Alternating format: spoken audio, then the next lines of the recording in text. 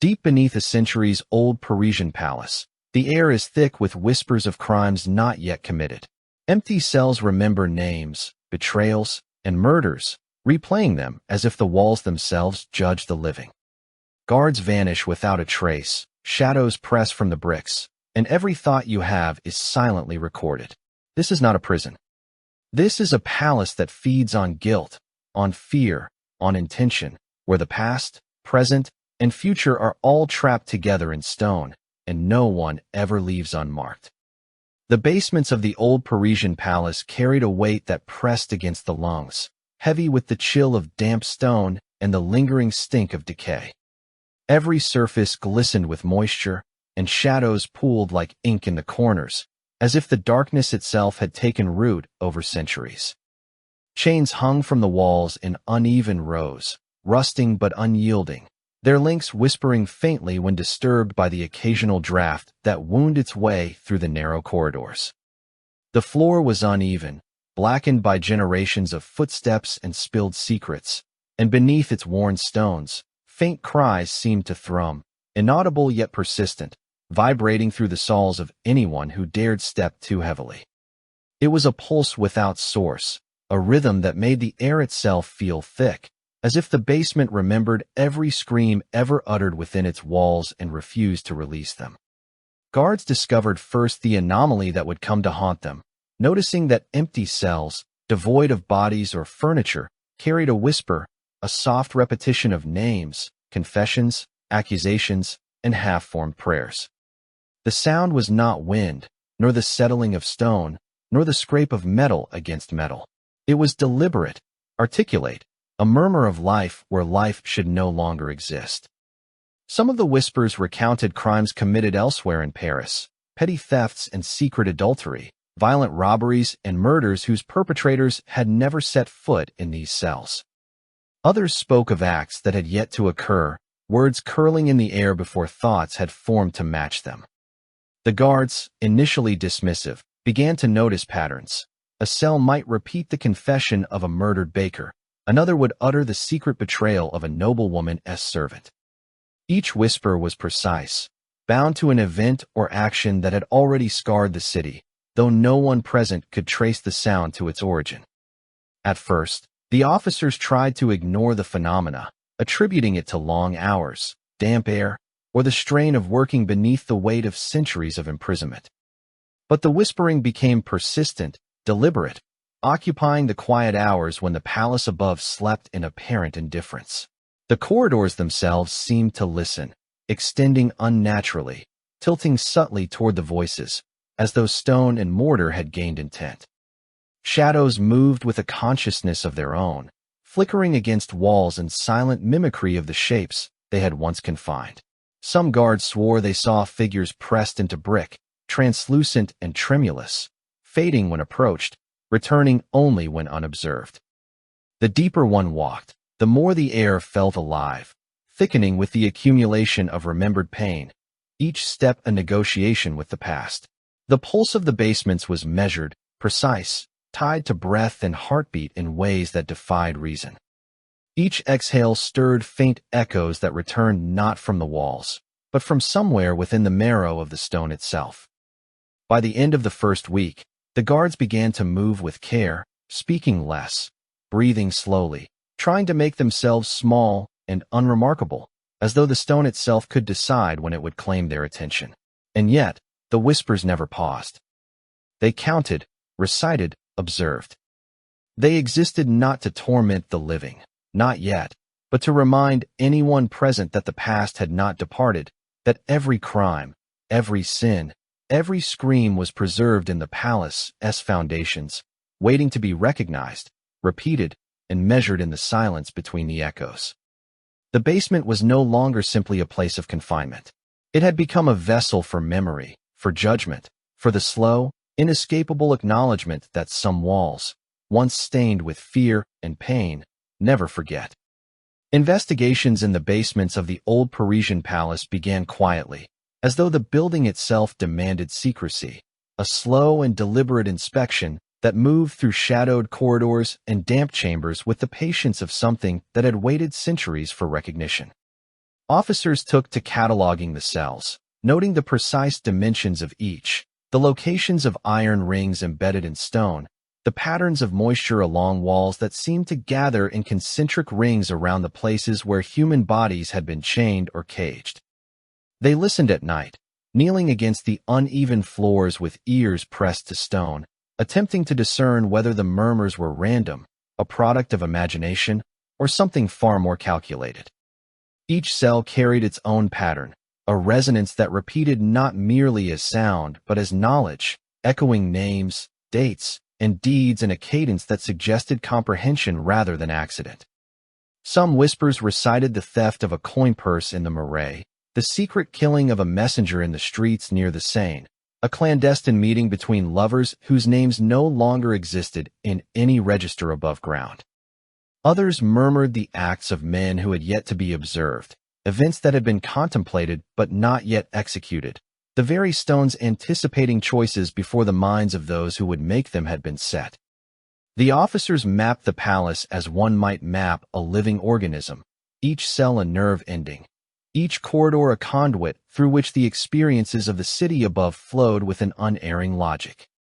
The more prisoners arrived, the more precise the echoes became, and nights with fresh captives produced longer, sharper sequences, as if the stones drank in the essence of those confined, absorbing their guilt, fear, and anticipation to amplify the record of Paris itself. Attempts to explain the phenomenon were met with frustration. No human voice could travel through stone in such specificity. No vibration could reproduce the complexity of a whispered confession without a source. Some theorized that the cells had absorbed the residual energy of centuries, that the basements themselves had become a sort of archive, a repository of all acts performed or imagined in their vicinity. Others began to believe that the palace possessed intent, that it selected what to remember, how to repeat, and whom to mark with the weight of its silent judgment. Guards reported that certain sequences were unmistakable, phrases repeated with infallible consistency, the syllables exact, their order deliberate, as though the walls themselves were reading, recording, and then speaking back what had been entrusted to them. Fear became an undercurrent in every step taken through the hallways.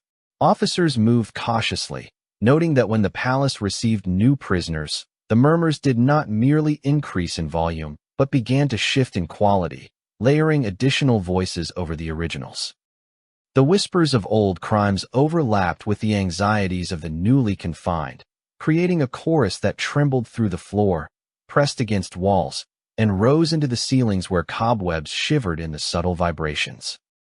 Some guards swore they felt eyes in the darkness, glimpsed forms pressed into stone, faint, translucent shapes that recoiled when approached yet remained visible when unobserved, standing silently, as if inspecting the living with the same precision the stones used to catalog the guilty.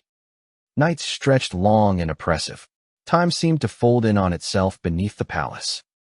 The cries, murmurs, and whispers layered so thickly that officers found themselves questioning the reliability of their senses, hearing names and crimes repeated in sequences that no mind could reasonably remember. Those who attempted to isolate a single voice discovered that each syllable resonated elsewhere in the building, appearing in cells that had once held no one, traveling through walls, across corridors, down stairwells, until the echo returned to its point of origin as if completing a circuit. Attempts to physically mark the cells, chalk lines, measurements, even the placement of oil lamps, were rendered meaningless by the subtle alterations in the patterns of sound. A cell could expand or contract its auditory presence without discernible movement. Whispers that had repeated identically one night shifted the next, maintaining coherence while evading prediction. Officers began taking notes obsessively, recording every sequence, every cadence, every word that emerged from the stone. They discovered that the walls counted the city in silence, linking the crimes above to the prisoners below, the events outside to the echoes inside, constructing a ledger of guilt without pen or ink. Yet even as the palace cataloged sin with precise accuracy, it offered no explanation, no pattern that could be discerned by reason alone. Some theorists posited that the stones had absorbed not only the acts themselves, but the intention behind them. That thought, fear, and desire had left marks so deep in the structure that even after bodies were removed, their presence persisted in vibrational memory. Guards grew uneasy in ways that extended beyond rational fear. They felt the pulse of the building under their feet, a low, measured rhythm that seemed synchronized with their own heartbeats, slowing and accelerating without command. Sleep became difficult, dreams filled with echoes of crimes and faces of victims long dead. Those who lingered near cells too long described a sensation of being examined, measured, and found wanting by the walls themselves, as if the palace had become a living judge, jury, and archivist all at once. The corridors, once merely passages, became conduits of this judgment. A whisper might begin in a cell where a man had been confined 100 years earlier, carry the confession of a past crime, and echo into a chamber that had never held a prisoner, overlaying itself with new voices until the building seemed to breathe, to calculate, to weigh each soul that traversed its basements. By the close of the second month, officers moved in silence, voices hushed, steps light, as though acknowledgement alone might provoke the building into further articulation. Patterns became obsessive, a fixation impossible to escape. Nights with new arrivals became feared above all else, the palace absorbing and returning, amplifying and distorting, an unrelenting tally of sin and memory. And yet, despite every measure, the officers could not impose order on the chaos, could not separate truth from echo, could not discern the living from the recorded. The palace stood as it always had, stone upon stone, ancient and silent above ground, yet beneath, it pulsed with precision, counting and judging, whispering every crime committed and imagined, every sin confessed and concealed, every thought that dared to trespass against the city.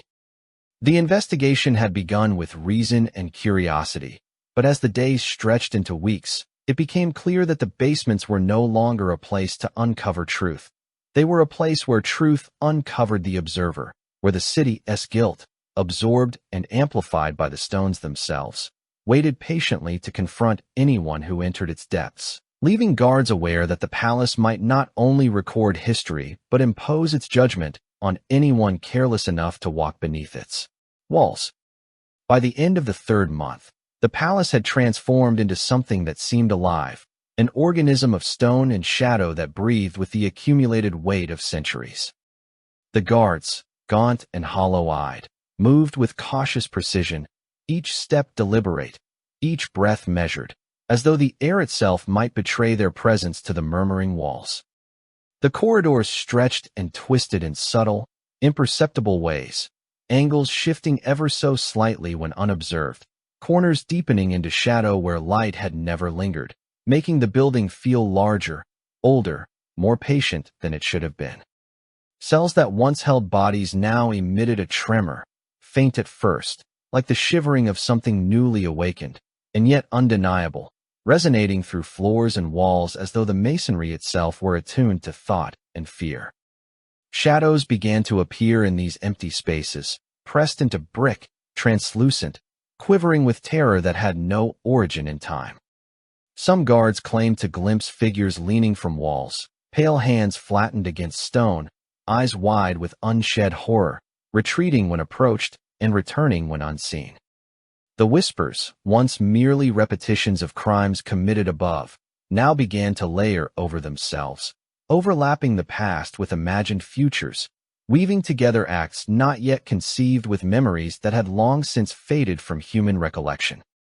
The palace no longer merely held bodies, it captured intent, thought, desire, and hesitation, absorbing each with the precision of a clockwork machine that measured not hours or minutes, but the moral weight of the city itself. The hallways became conduits of this awareness, every footstep an entry into a ledger of guilt, every pause an invitation to be examined by the stones themselves. Some nights, the whispers did not remain confined to a single cell, but traveled through walls, echoing into empty corridors, blending voices until the palace seemed to speak as one, a slow, deliberate recitation of sins, confessions, and anticipations, audible only to those who lingered long enough to hear the full measure. Guards began noticing patterns in their own behavior, their breaths caught in time with the echoes, muscles tensing as if to anticipate the cadence of the murmurs, hearts aligning with a rhythm older than the city, as though the palace had imposed its own pulse on them. Attempts to ignore it failed. Sleep was disturbed. Dreams became layered with the voices of those confined, alive, and long dead, so that waking hours were haunted by the shadows and murmurs carried over from the darkness below. Those who lingered too long found themselves trembling without cause, eyes darting to corners where no figure should exist, ears straining for syllables that carried warning, accusation, or instruction. The building had learned to calculate exposure, to determine who might resist, and those who faltered became the focus of more persistent whispers, echoes following them through corridors like invisible chains. As days turned into weeks, the palace displayed its influence in subtler ways. Doors would latch themselves silently, corridors would narrow, or ceilings feel lower, pressing against the shoulders of the unwary. Even the air seemed heavier in certain cells, saturated with the memory of terror, so dense it clung to skin and clothing. Some guards swore that the palace could sense thought, that hesitation, curiosity, or fear intensified the murmurs, layering them with additional voices, each syllable a measure of their own culpability or insignificance. Patterns emerged not in logic, but in resonance. Cells became instruments, walls amplifiers, and hallways the conduits of an unrecorded, unaccountable intelligence that required no hand to direct it. Every act, imagined or performed, contributed to a silent ledger etched invisibly into mortar and stone, a catalog that expanded with every arrival, every whisper, every pulse of the guards' own nervous systems. By the middle of the third month, the air in the basements carried a weight that could be felt in the marrow, a low-frequency vibration that aligned with the deepest instincts of those who walked the corridors. It was not merely sound, but presence, awareness manifest in stone, a consciousness that tracked, recorded, and judged without pause. Some officers began to notice that the shadows in empty cells did not merely mimic human posture. They mirrored thought, hesitation, doubt, and intent, lingering long after the body had left, pressing themselves against brick and mortar until the perception of the observer wavered between recognition and illusion. The whispers themselves grew confident, layering confessions with predictions, stitching the sins of the past with crimes yet uncommitted, as if the palace itself had acquired foresight, aligning its internal measure with the moral equilibrium of the city above. Guards who resisted for too long found themselves disoriented, the corridors folding subtly, stairs lengthening, ceilings descending, until the act of moving through the basements required attention not only to the body but to the will, a tacit negotiation with a presence that measured intention as precisely as action. By the end of the month, no officer moved without awareness of the palace's gaze, a weight that pressed against skin and bone, monitoring alignment with some unseen standard. Silence became dangerous, observation a trial. The palace had become more than architecture. It was a recorder of past and future, a judge of morality, a vessel of anticipation. It captured thought before it could become deed, emotion before it could manifest, fear before it could produce action. Each step, each breath, each heartbeat in the basements was measured and accounted for, contributing to the endless ledger of unacknowledged crimes. The palace was no longer a prison merely of bodies, but a repository of intention, a living archive that expanded with every arrival, absorbing all that was and all that could be, pressing it into stone until it could never be forgotten. And as the guards moved through the corridors, gaunt and hollow-eyed, listening to the rising chorus of voices, they understood that they had entered a domain not ruled by law, or reason, or mercy, but by the patient, inexorable awareness of the palace itself, which had learned to count, judge, and record the sins of a city and the thoughts of those who dared traverse its depths. One stormy evening, the whispers shifted, no longer content with repeating the confessions of those who had suffered above, but turning their careful attention to the guards themselves, reciting sins that had never crossed the lips of any prisoner, crimes concealed in shadow, guilt buried deep beneath polished faces and disciplined steps. The first murmurs were subtle, a sibilant threading of words that wove through the corridors like fog, yet they carried unmistakable meaning. The embezzlement of rations, the overlooked punishment of a prisoner, the private indulgence in acts that violated duty.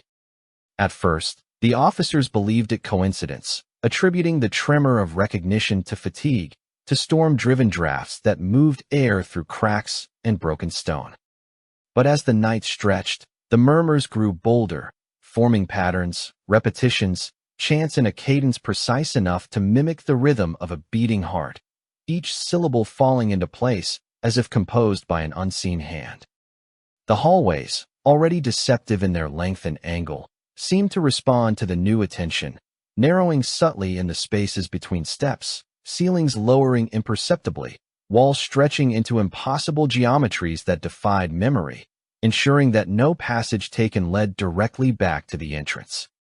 Panic seeped into the officers' bones, manifesting first as a stiffness in gait, a hesitation before doors, a slowing of breath that seemed to echo in time with the chanting. The air grew heavy, dense with the scent of iron, wet stone, and the faintest, almost sweet undertone of old blood, a perfume that had lain dormant within the masonry for untold years, now stirred by the energy of recognition. Footsteps faltered, retraced, vanished altogether as guards moved in careful silence, only to find themselves on floors that shifted beneath them, halls that curved around corners that had not existed moments before, staircases that lengthened with each attempt to descend, looping them back into the same chamber as if the building had learned their intentions. Shadows that had once clung to corners now emerged with deliberate form, pale figures with eyes wide and unmoving, leaning from brick and mortar as though they had pressed themselves there long before, waiting for the right moment to observe. The chanting grew louder, more precise, reciting not only sins but intentions, half-formed thoughts of desire, hesitation, and fear, as if the building anticipated acts before they could be acted upon, cataloging the internal as rigorously as the external. Officers who attempted to block their ears felt the vibration in the floors, in the walls, under their skin, a resonance that no physical barrier could contain, pressing against ribs and jawbones, threading into the nervous system until thought itself became difficult, a medium for the palace to measure, test, and calibrate. As hours passed, the murmurs converged into a chorus, layering past crimes, imagined misdeeds, and the silent judgments of the palace into a single, unrelenting voice that filled every corridor, every chamber, every cell with sound that belonged not to air but to the structure itself. Escape became impossible. Doors opened into corridors that looped back into themselves. Staircases descended only to bring the footfall of the officers into rooms already occupied by shadows, ceilings compressed with the weight of memory, walls bending subtly, pressing inward until the space became intimate, claustrophobic, and alive. Guards felt watched in ways they could not name. The whispers seemed to attach to their thoughts, folding themselves around hesitation, amplifying uncertainty, revealing in articulate cadence the private failings of the flesh and mind. Some officers experienced moments of vertigo, as if the geometry of the palace had become a mirror, reflecting intention rather than form, a labyrinth whose center was not physical but psychological, a measure of guilt encoded in stone. No matter how quickly one moved, the corridors adjusted, responding to intention, retreating, extending, folding, and ensuring that every attempt at flight became an unintentional ritual, a participation in the palace's precise calculus. Fear became a tangible weight, pressing against lungs, knees, and shoulders, each breath a resonance, each pulse a contribution to the chamber's unyielding observation. The chanting now carried tones of accusation, names uttered in patterns that rendered memory and imagination indistinguishable, syllables repeated until officers could not separate their own thoughts from the echoes, until awareness itself became an instrument of the palace's scrutiny. By the night's end, exhaustion overtook resistance. and the guards moved in a trance-like obedience, stepping with careful attention to the cadence of their own breathing, as if the slightest deviation would provoke some new articulation of the whispers. They discovered that in attempting to leave, they found themselves always returned to the center of the labyrinthine basements, the hallways twisting into impossible arcs, staircases stretching beyond reason, the walls pressing in subtly yet insistently, an architecture that had acquired memory, intent, and calculation. The storm outside raged, lightning flashing through broken windows, rain hammering the roofs of the palace, but the sound of water and wind was swallowed almost entirely by the pulse of murmurs, a chorus that outlasted the storm, continuing as though independent of time, as if the palace itself had assumed dominion over the measurement of sin, guilt, and the very thought of its observers. By dawn, the guards emerged, gaunt, trembling, skin pallid beneath the candlelight that barely penetrated the darkness, aware that the palace had not merely observed them, but had measured them, catalogued them, and perhaps marked them for judgment that would persist long after their bodies had left the chambers. The whispers did not cease with sunrise. They receded into the walls, but left behind a residue, a knowledge, a certainty that no stairway, corridor, or chamber could be traversed again without acknowledgement of the palace's patient, inexorable awareness. Each officer who survived the night carried within them a subtle trembling, a synchronization of body and thought to the pulse of the basements, the inescapable recognition that the palace had become more than prison. It was a living reckoner, a silent witness, a judge whose memory exceeded human comprehension, and whose measurement of the guilty extended beyond any act, into the realm of thought itself, and perhaps even beyond the living. Months turned into seasons, and the basements of the old Parisian palace developed a rhythm independent of the city above, a slow, unrelenting heartbeat that measured not time but the weight of transgression. Officers who lingered in the corridors began to notice changes in their own bodies, subtle at first, tremors along spines, the quickening of pulses, the tightening of muscles as though the stone itself had learned to respond to their anticipation. The whispers no longer merely echoed the sins of prisoners. They catalogued hesitation, suspicion, and thought, tracking the smallest inclinations as carefully as the most overt actions. Eyes widened against the dim candlelight, reflecting shadows pressed into brick, figures whose presence was felt more than seen, quivering with terror that belonged not to them, but to the very space they occupied.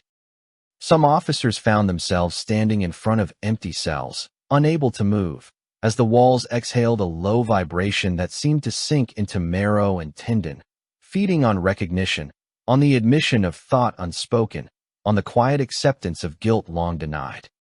Nights became measured by the intensity of murmurs rather than the passage of hours. The storm outside might rage, and rain beat against the palace roof, yet the sounds of the city were swallowed entirely by the pulse of the stone, by the slow accumulation of every secret action, imagined and performed. Those who remained too long began to show changes that could not be explained by fatigue or fear alone.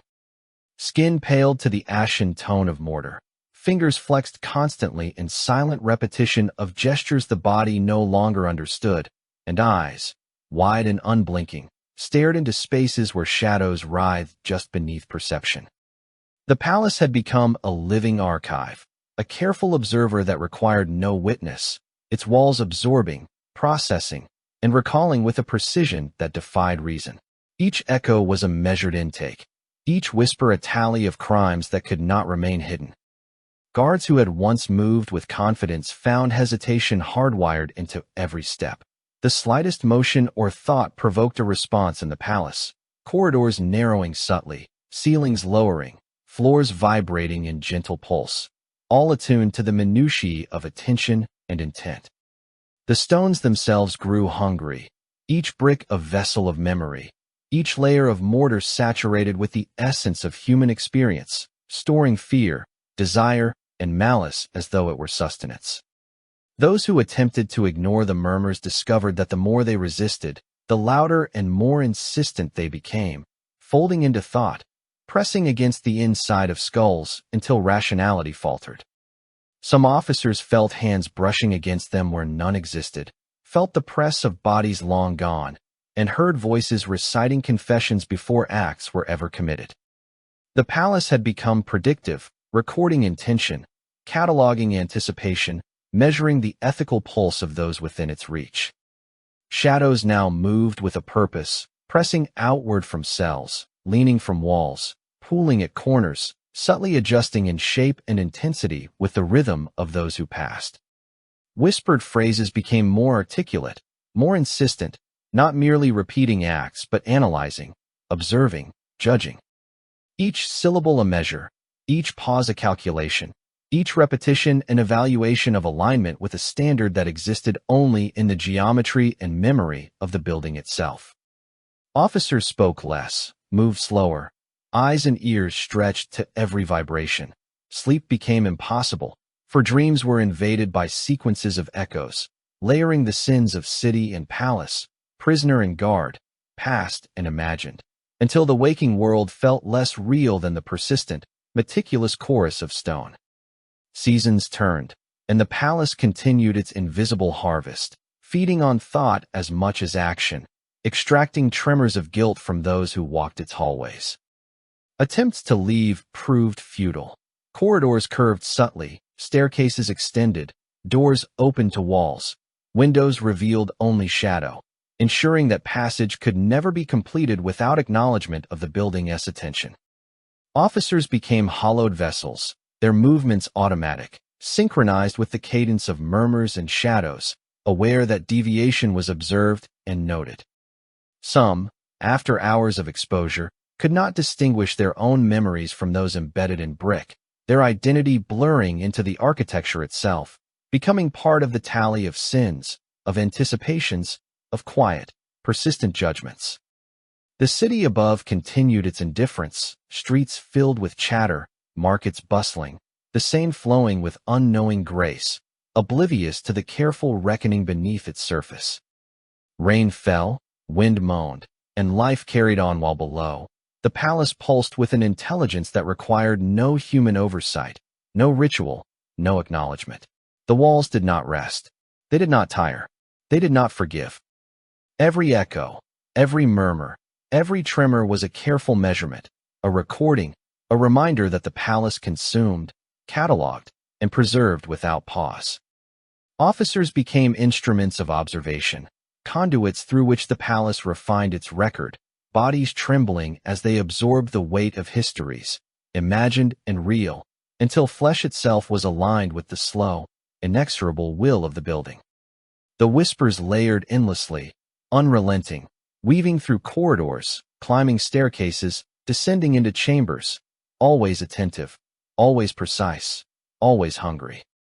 And those who survived the exposure left with eyes wide and fixed, bodies shaking, hearts aligned to the pulse of stone, bearing within them the silent tally of every act, every thought, every crime measured by a palace that had learned to feed on the city not through force, but through the patient, meticulous ingestion of conscience, leaving behind only the awareness that nothing could ever remain hidden again, that the stones themselves remembered, waited, and judged.